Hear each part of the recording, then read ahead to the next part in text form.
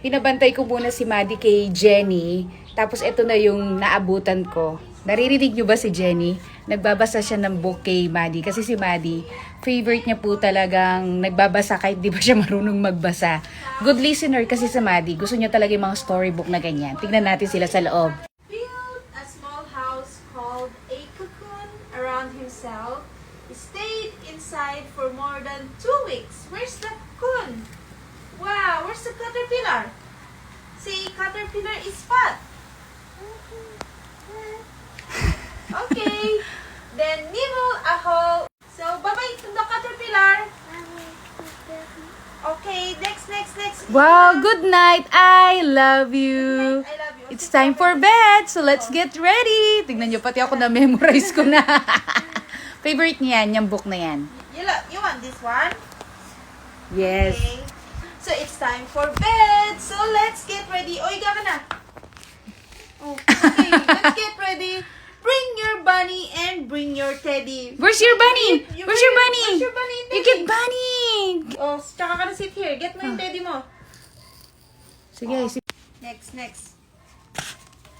But fun at the end of the day. Naligo ka na ba?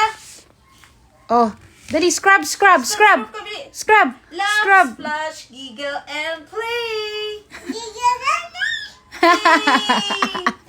Scrub high, scrub low. Scrub high. Scrub. High. Scrub. Yay! Squeaky clean from head to toe. Where's your head? Oh, scrub your head. Wash your head, wash. Your head like Alam niyo yan. Yay. Kasi inaak ko, alam niyo, habang nagbabasa ako, inaak ko rin talaga kay Maddie. Tapos So, lahat wrap ng up mga in towels image, and love the- lahat ng mga pictures na nakita And Brian, where's niya, your towel? sinasabi ko yung explain Where's your ko, towel? ninanarrate ko talaga lahat. Where's your towel? Oh, towel mo din. Wow, wrap in a towel. Towel. Time to brush.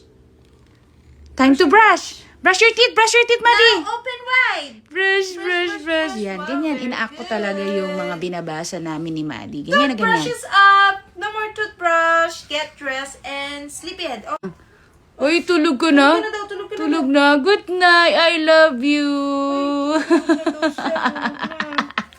Sobrang laking tulong talaga na binabasahan ko si Maddie bago kami matulog, pagkagising sa umaga, or kapag gusto niyang basahan ko siya ng book. Sobrang laking tulong talaga sa pagsasalita niya yon. Feeling ko isa yun sa mga nakatulong talaga.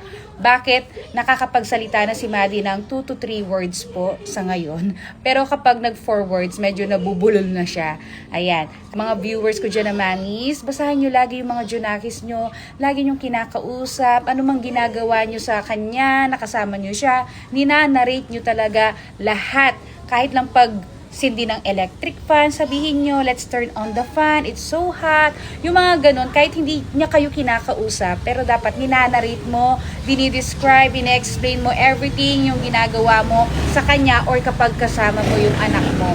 Yun yun, number 1 na nakakatulong para talaga makapagsalita or maagang makapag-talk yung mga Junakis natin. So yun lang, based po yun sa experience ko at sa mga napapanood ko, yun talagang effective. I-narrate talaga halos yung mga nakikita ng bata sa kanya.